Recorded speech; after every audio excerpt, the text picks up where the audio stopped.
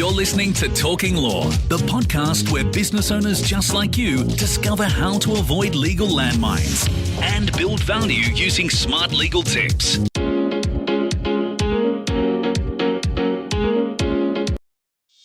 Hi, it's Joanna here and welcome back to Talking Law, a podcast proudly brought to you by our commercial legal practice, Aspect Legal. Now, today we have a very special guest on the show, Mark Bouris, the very well-known Executive Chairman of publicly listed Yellow Brick Road, the Chairman of the SME Association of Australia, and of course the host of the television shows The Apprentice and The Celebrity Apprentice on the 9 Network and The Mentor on the 7 Network. Now, Mark is a passionate advocate of SMEs, and in the next 2 episodes of Talking Law, Mark and I discuss the many lessons that he learnt along the way in business, his family history of small business, and also the impact of working with Kerry Packer. Now, in this episode 94, we're also specifically talking about the business Mentored that Mark has set up, and all about the education that it provides and the playbook, and how to follow your passion and never stop innovating. And make sure you listen in to our next episode where we dig deeper into this conversation. So buckle in. Today is a really good one. And here we go. Mark, thank you very much for coming onto the show. I'm really interested by this discussion today. Thanks very much. I'm looking forward to it. Great. Okay. Look, can we start, Mark, with what Mentored is? Well, there's a couple of parts of it. Mentored.com.au is a website supported by all the usual socials, whereby we're trying to, first and foremost, our audience is people who are in small business or business generally. Probably fair to say not large businesses, but say small to medium enterprises. That's the first thing. That's our audience. The second part of this is of our objective of mentor.com.au is to entertain business owners. And I don't mean in a sort of a musical sense, but I mean in a way that resonates with them, entertain them about, how they feel about business, how they think about business, as opposed to adding value to their business. So it's entertainment and, to show that there is a community, to build a movement in favour of helping small to medium enterprises, so trying to build a movement and trying to bring that community together. That's the first thing. The second part, and I call that entertainment, and the second part is education. And education means, the objective is to help business owners have better lives and better businesses and more time to spend with their family or whoever they want to spend it, and also the optimisation of the business objective. So ultimately, the optimization is making your business more valuable on the day you want to exit. And the third part is helping them exit.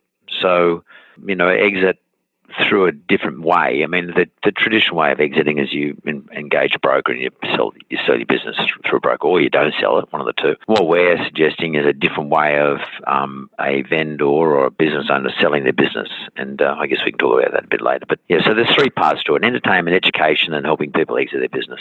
Okay, all right. Well, look, let's. I really want to get into this sell side, but before we do, let's touch on some of these other sides. So, entertainment is an interesting term. What do you mean? So you're talking about entertainment being about building a movement, building a community, but what is it within Mentored what is the entertainment? What is it that you do that builds a community and a movement? Well, the entertainment is lots of parts. So, like when we get entertained with television or whatever our device is, sometimes it's information, sometimes it's laughing along with it, or just reading things that resonate with me. So I'm talking about resonate with my audience. So it's about establishing an audience, establishing something with that audience, in other words, a connection, and that is done through messaging, and the messaging is done through our social mediums, but the messaging, and I did a TV show as well, but the messaging is about saying to an audience of business owners, I'm in it too, I know what you've experienced, I know how it feels, this is the way I deal with it. And then waiting for engagement back from them and then re-engaging back with that engagement. So entertaining to the extent that there's a channel for people to go to listen to people who are in business. It's no different to TV channels. But my channel is not on Foxtel or on Channel 7, but my channel is on Instagram, Facebook, and our website, and LinkedIn has become quite powerful in that regard. So I've tried to create an entertainment channel as well as an education channel, but starting off with entertainment. So you serve up videos and anecdotes and thoughts. Is that the idea? Just thoughts sometimes. Yep.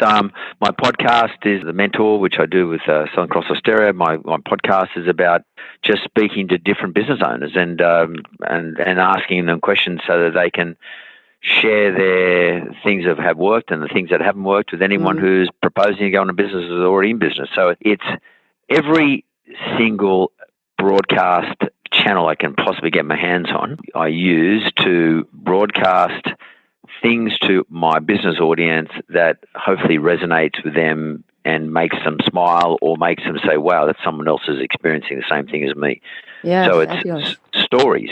Yep. Lots and lots of stories, either from me or from other people, in whatever form, whether it's Instagram stories, IGTV, Facebook TV, Facebook itself, podcasts, television shows. Soon we're going to be releasing YouTube as well. So, it's trying to tell stories and relate stories either from me or from other people about business. I tell you, it's fascinating. We're a couple of hundred podcasts down now, and the one thing that I've realised is that people just love stories. Totally. The people that I bump into they relate to me, the stories that they heard from the podcast. It makes you realise, and I guess that's a very human thing, isn't it? Well, it goes right back to Homer. I mean, Homer wrote the Odyssey and Homer wrote the Iliad, and that was in 700 BC or something, and that story's still getting told. Like, "Oh brother, where art thou?" Is George Clooney's, and that's part of the Odyssey, and those stories have stood the test of time, and we all love to be entertained by stories. That doesn't mean we're jumping up and clapping or, having a dance or laughing or whatever. I don't mean stories like that. It's just little stories about things that make sense or things I can relate to or something that might inspire me or as a business person or something that I might feel sorry or happy for somebody else. It elicits lots of emotion. So entertainment with stories about business is something that no one's really bothered to do. And I just thought, hell, I'm going to try and do that. Yeah, I love it. And before maybe we go on, maybe if you can tell us a little bit about the help side, so the educational side as mentored as well. What does that do and how does that work? Well, it seems to me that nobody really cares about the business community, to be frank with you. I mean, we have unions who protect employees, and we have whole political parties that protect employees and look after them and manage them, and like those political parties, which is fair enough. They got these employees have got somewhere to go, someone to turn to, and there's a whole lot of rights that are enshrined in legislation and law. And society, generally speaking, has looked after employees. It's not perfect, but generally speaking. But business owners don't get looked after by anybody. They don't get superannuated. There's no compulsory superannuation for them. Nothing really happens for employers or business owners, proprietors. So what I'm trying to do with Mentored is to show them there is someone who is prepared to help them. And the best form of help is education. So we like to educate people, so help them with their social media. So I held a masterclass series at the beginning of this calendar year, and I spoke to 5,200 people in Sydney, Melbourne and Brisbane. And I was on stage originally it was only going to be there for an hour, and ended up being 3 hours in each place. And basically took everyone through what I can call my playbook. In other words, the things that I did that helped me probably do my most successful business venture, that was from a startup to selling Wizard. So starting Wizard up and selling it 5 years later and to quite a big sum. How I did that, and I've had to took a long time to reflect on how I did it and who and what were the influences to me, like which people influenced me in making those good decisions, and equally what were the bad decisions and what influenced me. And I've actually digested that into really what I call my playbook. It's 10 chapters of how I think I did it in reflection, going back. And so for me, that's what I call education, but it's help. I'm trying to help people. I'm saying, well, here it is. This is what I did. You do with it what you want, but this is what I did. These are the 10 things that I made sure I adhere to every month of my business for that Wizard business. And that's what resulted in a success. And it doesn't mean every business I've ever done, by the way, has been brilliantly successful. But Wizard, but in particular, people want to know that story and they want to know, what did you get out of that, Mark? So my education program is about that. Okay, fabulous. And how is it that you serve that up? Obviously, there's live events. Yeah, live events. The live events we do twice a year, so we'll be doing regional ones in November this year.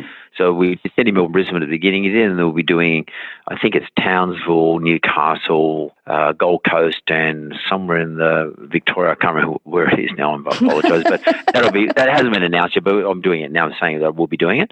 So I want to take it to regional environments as well as I want to take it to the major cities. But then on my website, I've been rebuilding the website, and we'll be releasing our website in 2 to 3 weeks' time, where the playbook will be a main feature of that website. And I've just finished doing all the videos, so I've videoed the whole thing and into the 10 chapters. We've actually put it into a narrative where you can actually take it off the website in a physical form, or you can just read it in a physical form, or you can just listen to it or watch it. So that's taken a fair bit of time to do. We've had to restructure our whole business around this.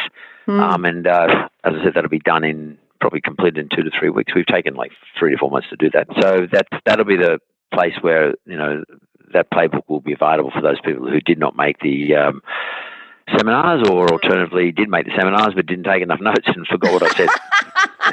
And so can you tell us the 10, or is this... No, I think I'd rather wait till the release. Okay, fair enough. But I did tell everybody who came to the seminar at the time, because, those people paid $100 or $200, depending on what level they paid it, to come and listen to me. And I went through it with them, and I did give them some takeaway. But the 10, they're pretty they're a bit unusual. When I say, they're not your normal 10 things. So they're a bit out there. I love it. The intrigue, Mark, the intrigue. Yeah, they're a bit unusual. But at least half of them I learned from Kerry Packer. He didn't sort of say, Mark, here's 7 or 8 things I want you to tell me every month. But there were 7 or 8 things that he and I always discussed, and I've turned those into a structured part of a playbook, so that I've actually put them into a really solid monthly regular consideration. And I've come up with my own headings, but the essence of them I did with him during those wizard days. So I don't profess to have worked these things out myself. I've learned these along the way from various influences, after having made a lot of mistakes. But I know these are the things that, at a bare minimum, you've got to do, or at least I did, that helped me be successful with the wizard business. Well, I'm intrigued, just as I'm sure all of our listeners will be. So the answer is, if you want the 10, you need to go to the Mentored website. Mentored.com.au website, but give me 3 weeks, because it'll be launched in 3 weeks' time. And but it's the first time I've told anyone this, and this launch will be in 3 weeks' time. Love it, absolutely love it. And look, that mentor business, what I just outlined to you, the education and the entertainment, these are novel ideas. This is new stuff. I don't know if anyone's doing this in the world today.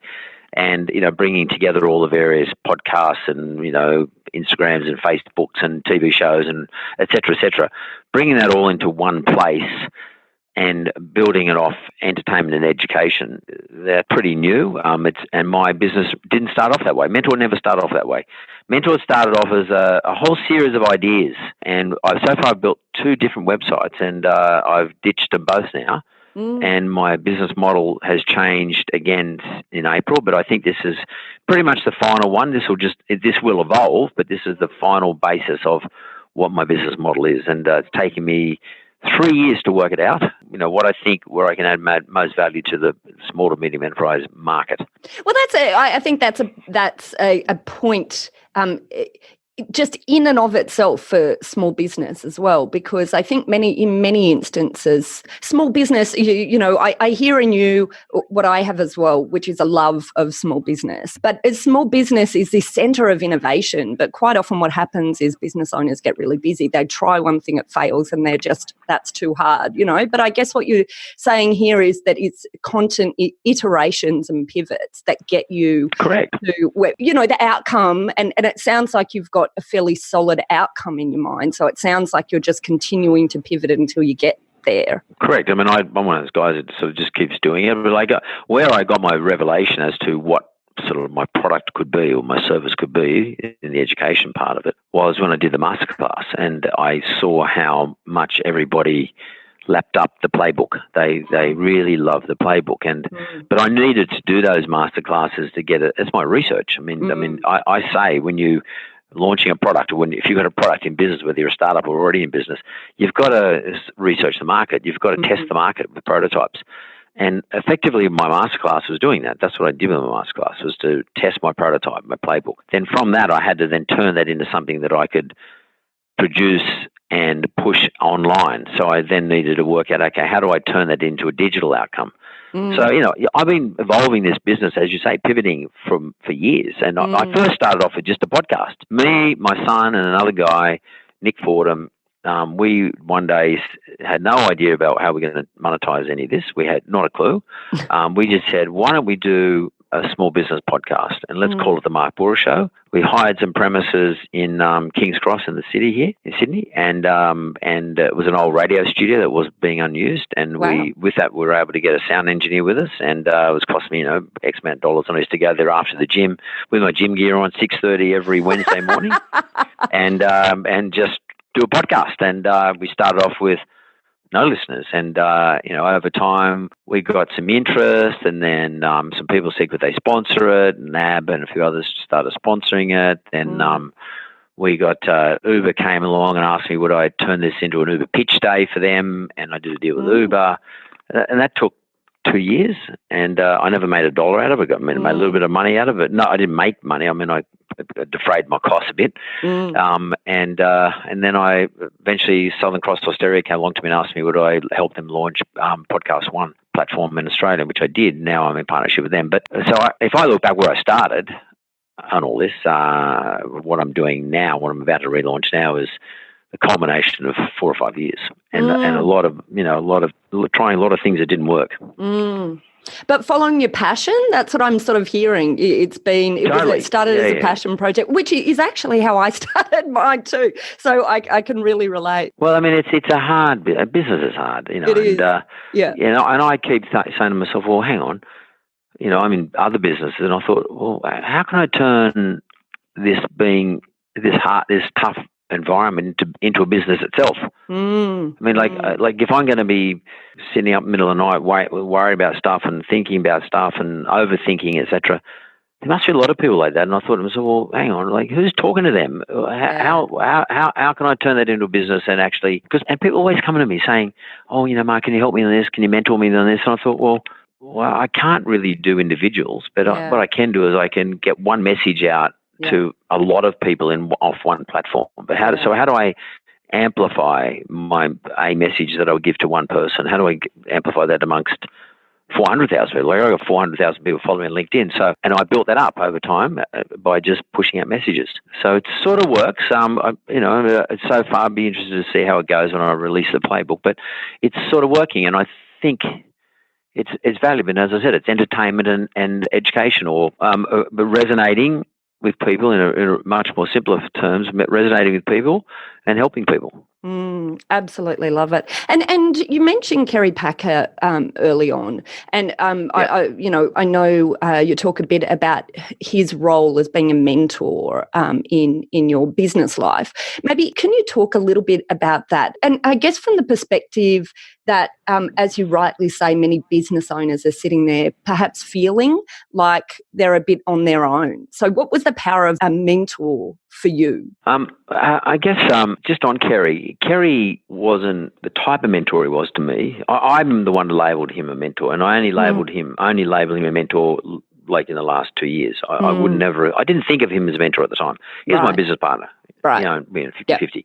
Yep. But when I reflect back on that period of time, his process was one whereby he was relentless in his questioning of me. So he always questioned everything that I did and said, not aggressively, but always put questions to me. So his style of guidance to me was one whereby he questioned everything. So it was, and when I think about it, it was very Socratic, like a Socratic method of teaching. So, if you go to Harvard and Harvard University, I mean, their teaching style is Socratic. That, like Socrates, they ask questions, you answer it, they ask another question, you answer it, they ask another question. They never answer you.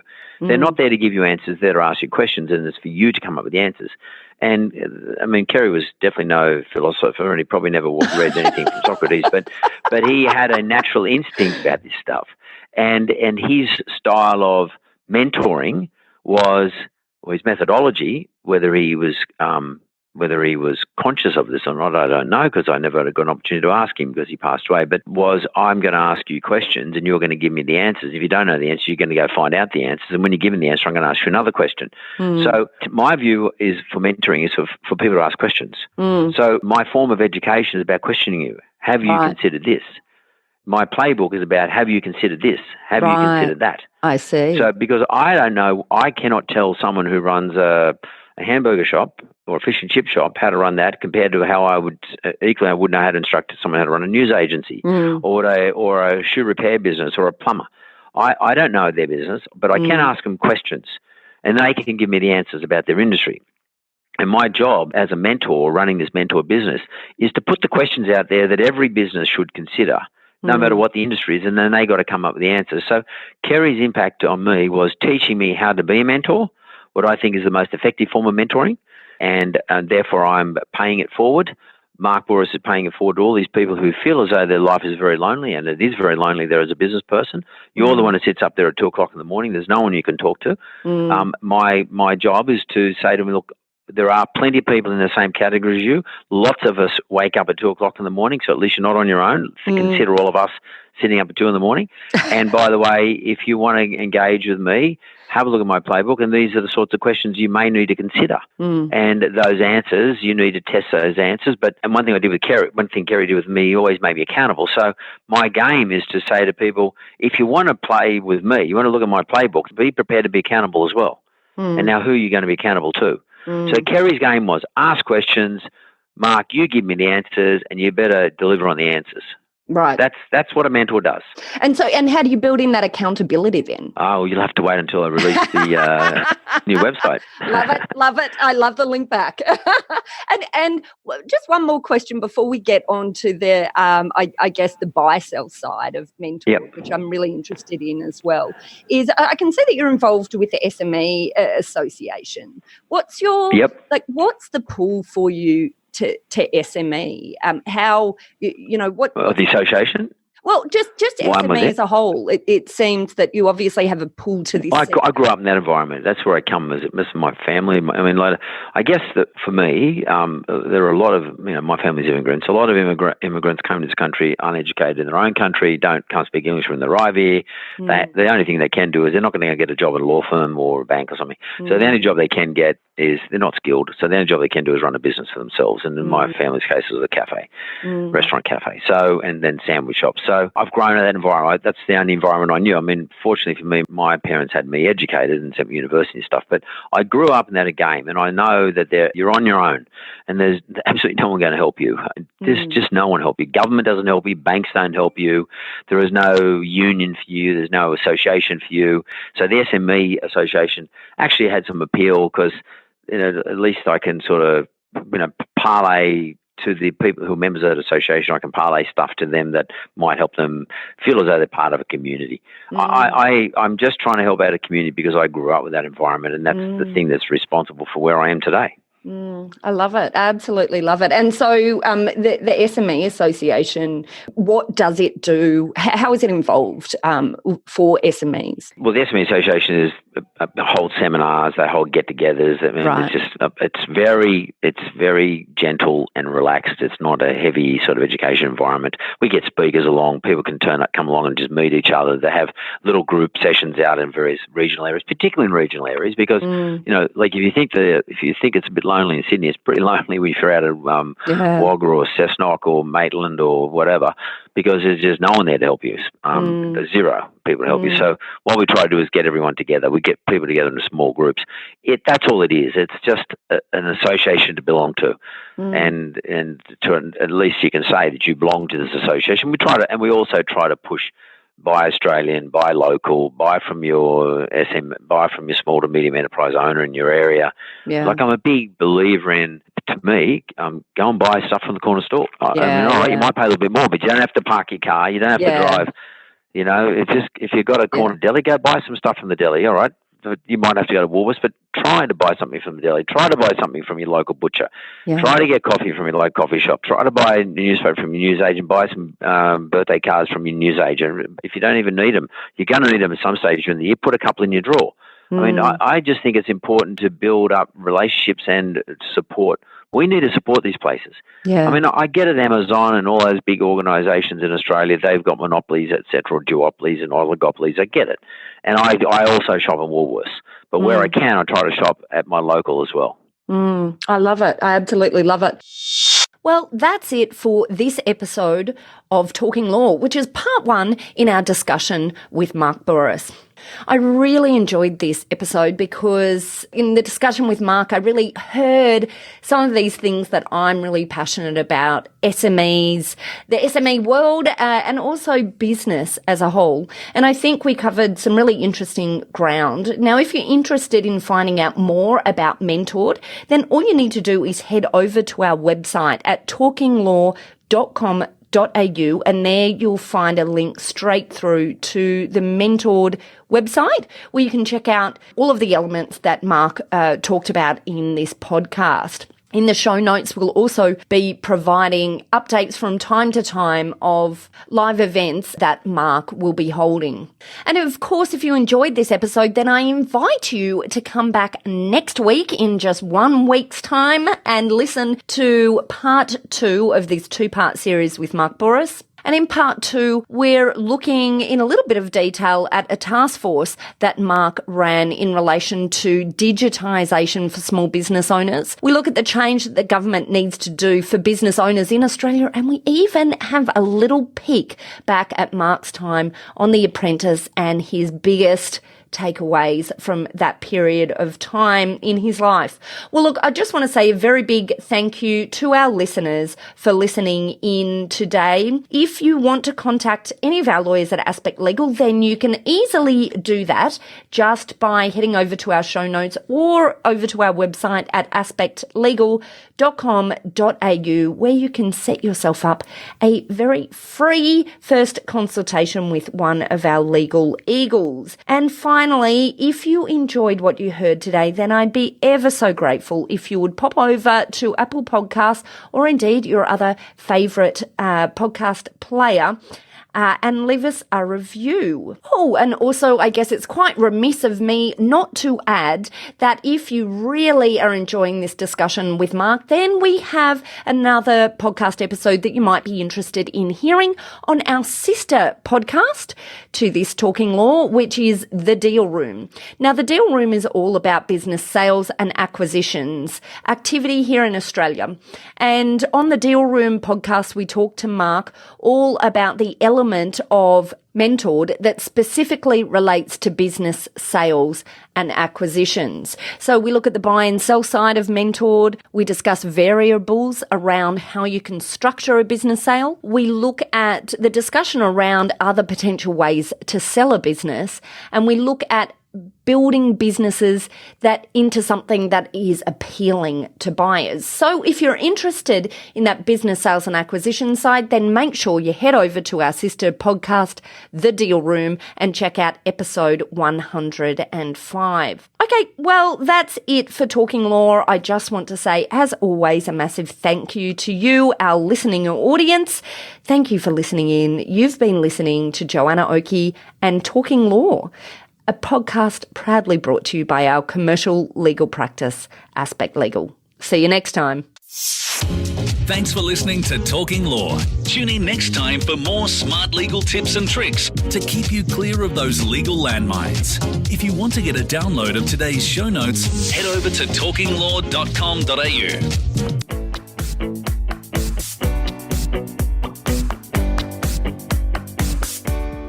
Are you looking for a top quality legal team to assist you in your organisation? Aspect Legal is an innovative commercial legal practice that specialises in providing fast and professional services for their clients. If you'd like to chat about how we might be able to assist you, simply head over to our website at aspectlegal.com.au to book in a time for a free discussion with one of our lawyers.